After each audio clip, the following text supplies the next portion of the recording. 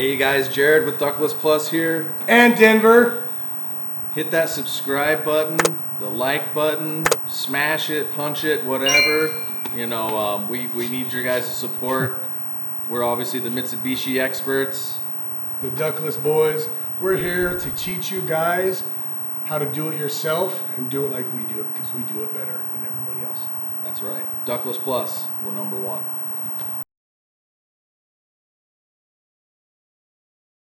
So this is the template that comes with the cassette. It's pretty cool. So like, let's say if you're doing a new construction build out, you actually need to use this. This actually, if you look in here, it has the holes in it. So these are designed so that when you're done during new construction, because obviously drywall and everything's not done, you actually put this up in there and you use these little holes that are already in here on all four, and you put the screws up there to hold it up there during construction. So when they're all done with drywall, they actually know where to cut out the drywall and run your drywall too. But obviously we're not going to need to leave this on there because we're doing a retrofit install. But I actually like to take these little cardboard pieces off. It makes it a little bit easier. But what Denver does is, if you see this little line here, it's your center point. So what we'll do is we'll put a little line back here, and then we use that to hold it up like this, and then we trace it out real fast underneath with a marker, and then we'll cut it out from there. So Denver's moving the insulation right now. Once that's done, then we're going to mark it out, and then we're going to get cutting. Do not throw this template away. You're going to use it probably 3 or 4 different times throughout the installation. You're going to use it to find your center. You're going to use it to mark your outside. We're going to use it to mark our holes, and if it's, like Jared said earlier, if it's new construction, we're going to use it to cover the unit and keep it clean. So don't throw this away until you're done. So we're going to actually, we measured the distance between this, so we found the center location of the room. Denver actually was just up in the attic, and he located where the joists are. So the joists run this way, and they're about 20 inches apart. Were you saying that joist is like right in this area, right in here? Yep, right in this area here. So here's where you get, you got to get your technicals into fact, because if you try to cut it and go this way, you're not going to have enough room to put your grill on there, right? So now we're going to have to cut it this way towards the next joist, so we'll have enough room to be able to put the grill up in there and have it look good. So always keep that in mind. Some guys will cut it and then they'll start going that way, and then they'll realize, whoops, can't go that way. So that's our favorite word, whoops. You don't want to be using those on a job. So but once we Denver's going to go up there, there's a little bit of blown-in insulation. We like to push that away from each side so that where we do our cut, we don't get a pile of insulation pouring down in the room. So we push that over as far as possible, and then we're going to cut out and mark the hole. I'm going to open up the ceiling cassette. It's in that box right there, and it does have a little template in there, and then we'll use that to trace out and mark our line once we get a little straight edge off of the joist. So, hey everybody, this is Jared again. I just wanted to show you, this is Denver's little technique. So remember I showed you earlier the center point on this, it goes right there. So Denver actually, what he does is he just marks that marker on the opposite side. So when we hold it up on our line that we did, we know exactly where it's going to end up being. Did you do both sides? I did. So this is where the joist is. So what we'll do is we'll make a nice straight line along the joist. This is our center point, and then we'll just simply put the template up there. We'll mark it out like that, and we'll get it really tight. One thing you do got to keep in mind is are you there? Yeah. Is once you get this up, you got to have a little bit of play on each side of when you suspend your cassette, because the grill has a little lip that goes up in there. If you're real tight to the joist, it might be difficult or kind of tight to get that up in there and suck it in. So, but I let that go a little bit. Come to me just a tad bit. Push it to me a little. Right there. I'll come back square. Tap yours out just a little bit. That looks good to me. So now we're going to simply just trace it out, and then that gives us a mark of where we're going to cut. Then we're going to cut that up, and we're going to be ready to get the bridge built. So there was a lot of, trial by error, learning how to put these in, because everybody's attics are a little different. But what we ended up coming up with was our own little unique way of doing it. Maybe other guys figured it out too, but we make little bridges that go across from the joist to the joist. So bring a couple 2x4s with you, and some Sammys, and you'll be good. So, oh. But now we're going to use a chainsaw to cut this out. Denver's going to show you how we do that. So this is our new way of cutting through stuff. Who wants to use a sawzall or a handsaw? You know, when you can do it really quick with a chainsaw.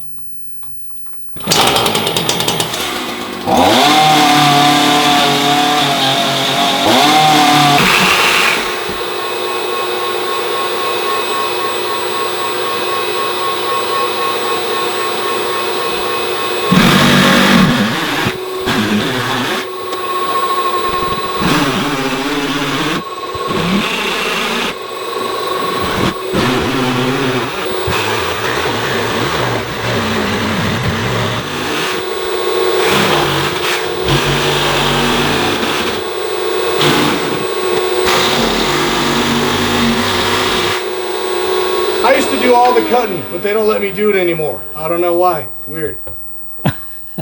So now we're ready to hang the cassette. Remember to reach inside there. They set your condensation drain inside on top of the coil, just for packaging reasons.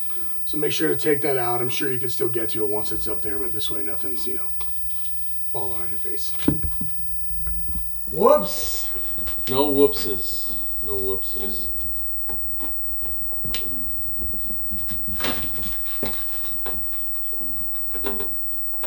Up, Denver. You gotta go up more. Up more. Okay. There.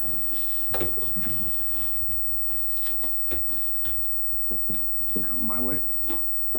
I can't really go your way too much. There we go.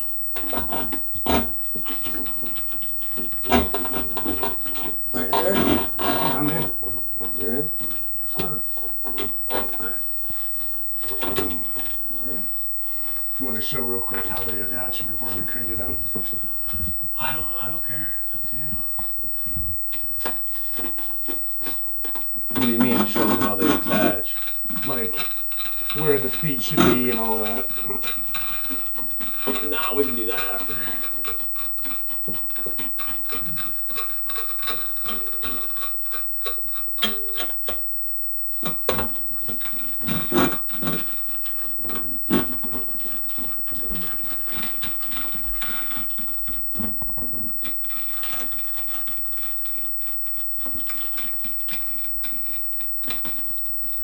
Can you come to me at all or no?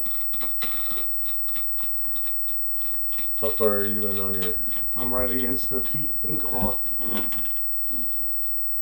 Alright.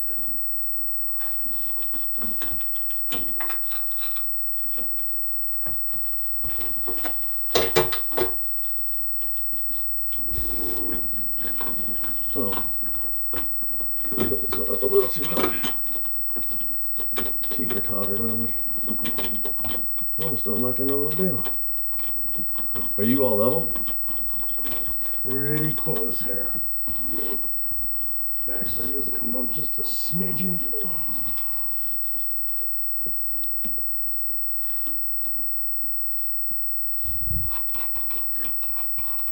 Good on my side.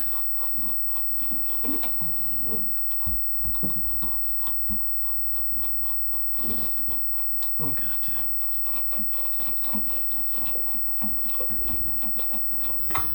This is really important, okay? If you don't have any of this here, then it's gonna be really difficult to get that on there. And Denver will show you with the grill, on the back side of this grill, if you look here, there's these lips that go up in there, these pieces. So if you don't have a little bit of play right there, it makes it hard to get in there. So if you have it super tight to your joist, it's not gonna look good. So you wanna just go ahead and let's pop this on. So Denver will show you really quick. There's these two little clips. They go on these two pieces here. And if you want to know which one it goes on out of these plastic little notches, it's the ones that have a little hole, like a little, you know, cutout on them. So go ahead.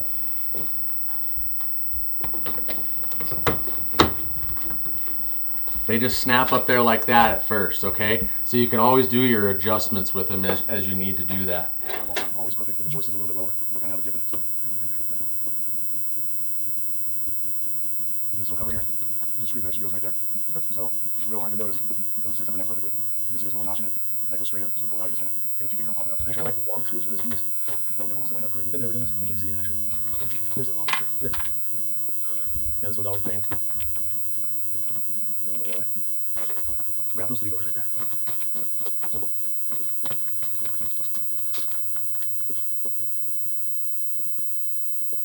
Here, use that one for this one. You see it? You like? I see it. This one's always a hassle. I actually like using a long one. I don't recommend you ever use a drill. Always do this by hand. If you go with the drill and you don't have your clutch on right, you'll crack and bust this or warp it or pinch it or something. So hand tight all these screws. It doesn't. I know it takes a little bit longer, but you know, an extra minute's not going to kill you.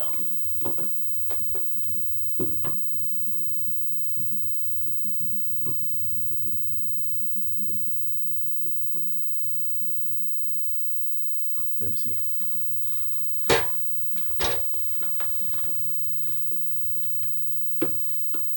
What's your name?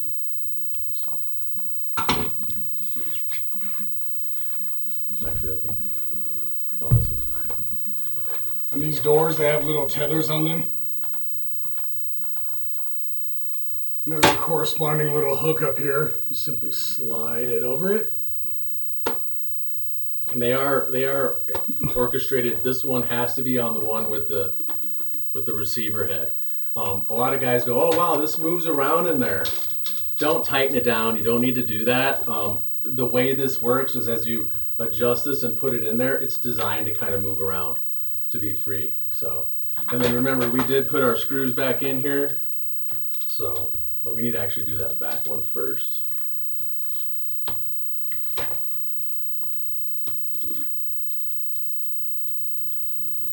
Same with the rear door. It's got the same tethers. Oh, that was fine. There we go. You got that Phillips.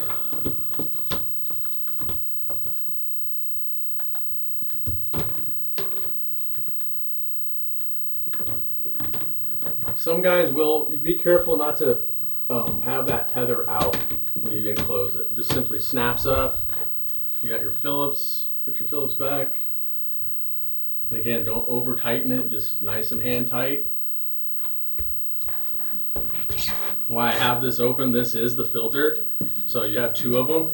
They just simply pop out, come out. You hand rinse these just in your sink. You don't hit them with high pressure or really super hard water. Just gently rinse them and then let them dry off and then simply put them back in. You got your 2 little feet here and here. Snap them in like so, and that's it. Voila. There it is. That's the sealing cassette installed. We are going to run the controls and the refrigerant pipe and all that other stuff and the drain and stuff later, but we'll get to that. But this is how you install the cassette.